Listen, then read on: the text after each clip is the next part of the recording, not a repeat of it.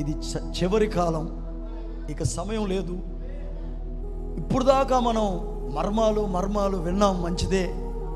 ఇప్పుడు నీకు ఆ యేసు క్రీస్తు యొక్క స్వభావం మనకి రావాలి. అప్పుడే నువ్వు ఆయనతో కూడా ఆ బంగారు రాజవీధుల్లో నువ్వు తిరుగుతావు. 1000 సంవత్సరాలు రోగము మరణము ముసలితనము లేని ఆ రాజ్యములో ఉంటావు. ఆ 10 లక్షల్లో ఒకళ్ళు ఎవరంటే దేవుని విత్తనము కలిగిన వారు. ఆ విత్తనం ఉండేవాడికి ఏముంటుందంట? వేదనతో కూడిన దాహం. అందుకే యాకోబు ఎక్కడ చూసినా నన్ను ఒక అరగంట ముందుగా అనకూడదే, రే నీకు ఎప్పుడు ఇక అదేనా,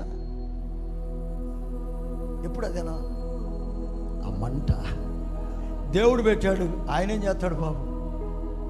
అందుకే యాకోబు అది పొందుకునేదాకా పెనుగులాడాడు, వేదనతో ఉన్నాడు. వేదనతోనే ఒకరోజు దాన్ని పొందేసుకున్నాడు. దేవునికి స్తోత్రం కలుగును గాక.